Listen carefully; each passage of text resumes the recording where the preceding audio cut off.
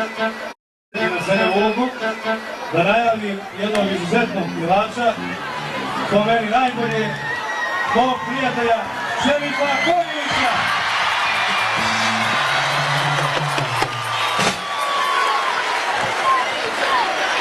Dobro večer, dragi moji Jugosloveni, dobro večer, dragi Korničani.